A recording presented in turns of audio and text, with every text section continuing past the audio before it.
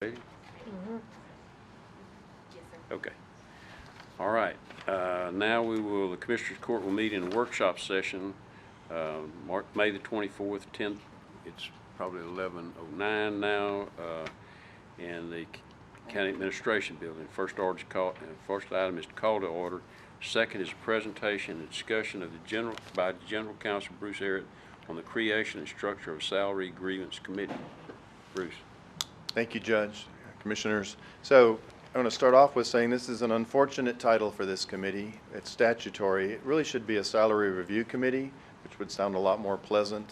But as you all know, we send out notices every year to the elected officials of what their salaries are in the proposed budget for the oncoming year. And that process is about to start. Those letters will be going out. And when those letters go out, there's the potential that one or more of the elected officials would ask for a review of their salary or file a grievance about their salary.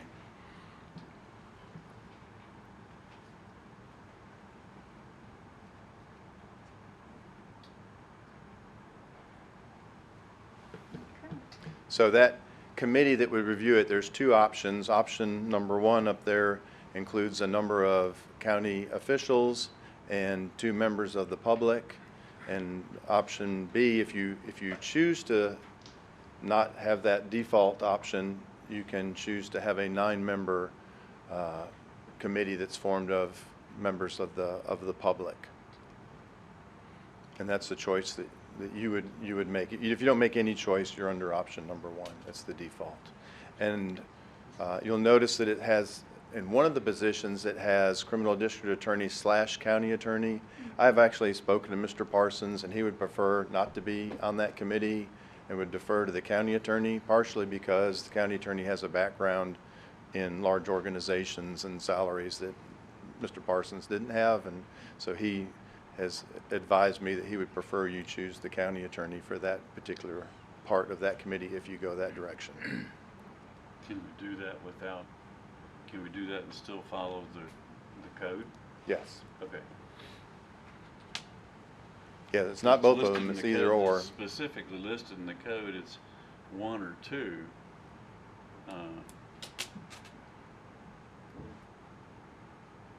Well, it specifically states in the code it's 1 or 2. Right. If we substitute somebody in number 1, I just wanted to make sure that we're still in compliance with the code. Yes, we're still in compliance with the code. That position is filled either by the criminal district attorney or the county attorney. Okay. And y'all could choose that because it's your committee. Oh, I'm sorry, I didn't but, read that. I didn't but read Jarvis that is correct. saying, I didn't read that as an option in there. Yeah. I didn't, sorry. Yeah, he's saying choose the county attorney. I'm just wondering if anyone else would object.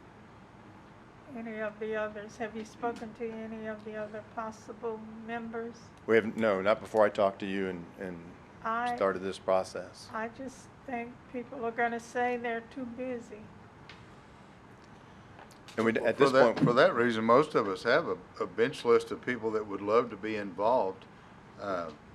No. no, sir, we're about to get to that. Of No.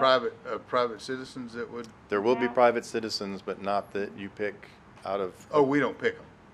Oh, I'm just saying we know there's. Give me a bunch of second. people, We're yeah. getting there. So these are just the 2 options. The judge is the chairman of either committee, but he's a non-voting chairman, Okay. regardless of whether it's option A or option B. So those are the positions. We talked about the district attorney has asked to be allowed to bow out. So the option B talks about the randomized list of grand jurors. So either way, the 3 members of option A or the 9 members of option B, those are chosen randomly from the grand juror participants of the year before the committee occurs. So Oh, really? we would get a list of all of the grand jurors. Their names would go into a hat. We would draw enough of them until we would have enough to fill the positions. We then have For to 3 poll- members, poll- we'd poll probably those need. people? I'm sorry, ma'am?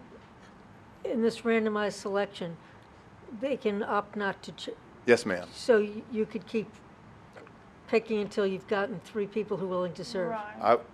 I would say if we need 3 members, we should probably qualify 10 and start calling in order. And then because we can also have an alternate. And then if we need 9, we probably need more like 30. Okay.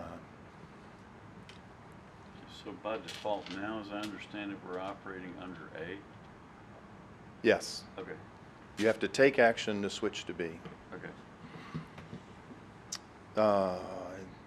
The other thing is, there is a section, we didn't do a slide on this, but the randomized selection of the grand jurors, option A is to put all of their names in a hat and have somebody randomly draw those. Option B is a computerized random generation of those. Those names are not in a computer list anywhere, so we don't currently have the capability of randomly generating the grand jury members from a computer chosen list. We would actually literally have to do the names on a piece of paper, which with that many names, that's not that big a deal. So my preference would be the 9 from the public. I have found in the past that those listed elected officials most prefer not to have to serve on that. And so it's, Especially if it's someone from their department. Right. well, it won't be because it's only elected officials that this would apply to. So if you're not elected official, you can't file a grievance for this. So it would be, I mean, it could be one of those. It could be, let's say the county clerk might grieve and so she's on the committee, you know, if we had it. So I think it'd be Conflict of better, interest. my preference would be that we The just 9 pick 9 from the citizens. citizens But and that person just recuses themselves and, they can vote, okay. All right. but we won't make that decision today, but we do need to make a decision and just in case. We can put an agenda item on for next Tuesday. Okay, Okay. that's good. Well, yeah, I guess, okay, so the advantages from what you're saying of B would be is that we don't have a situation where we have other electeds having to, that's like, for the reason that the district attorney decided to default to the county attorney. What you're saying is that seems to be prevalent among the electeds if you go with what we have now. I think that would be the case. I Okay. think having no real association, I mean, we're all these elected officials, they all know one another and, you know, and I think it'd be a easier Would it- decision, one way or the other, Yeah. whichever. Well, would it be appropriate to get those people's input on it and just say, what do you think? I think this is Commissioner's Court decision. I don't, Right. you know, But it's- still, would it be appropriate to get their input and see what their thoughts were?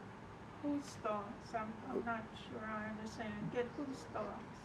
Yeah, I just, you know, do we ask the people who are elected whether they would prefer A or B as well that are already by default on I the, think not, Commissioner. I think it's on us to make the decision and, we'll just have to bite the bullet. I think we could do it with 9 yeah. Oh, conspicuous.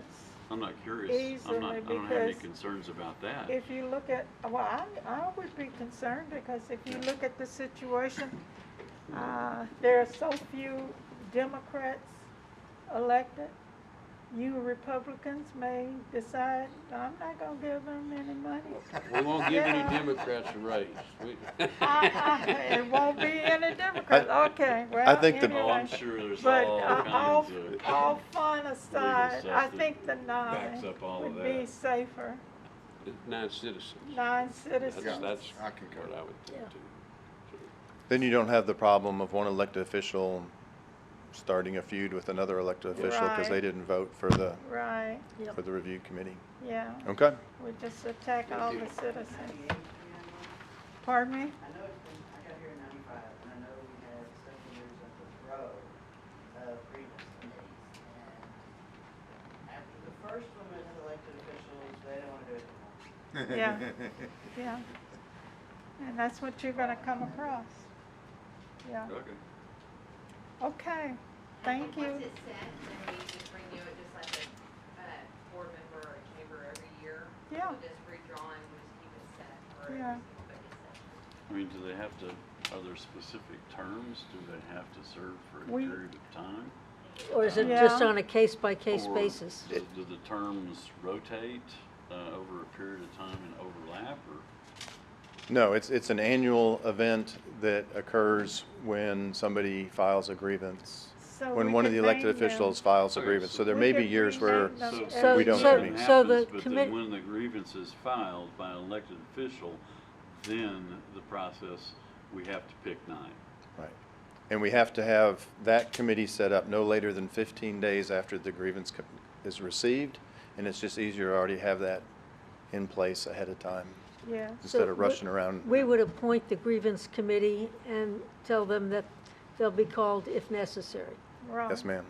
And then we need to have alternates because some of those people travel or get Yes, sick ma'am. or what have you. Yeah, Yes, you ma'am. mentioned that. We would have alternates. Yeah, so the Commissioners Court will set all the salaries and send it out to all the elected officials. And then they've got, and I don't remember, I think it's 5, maybe 10 days, I don't remember what it is, but there's a certain 5. number of days that they've got to grieve, to file a grievance. And that's, once they file that, that starts, then the hearing has to happen within a certain number of days. Right. And so all of that, it's in statute about how it would all play out if someone filed a grievance. Okay. Okay. Thank you. Yes, ma'am. We'll adjourn.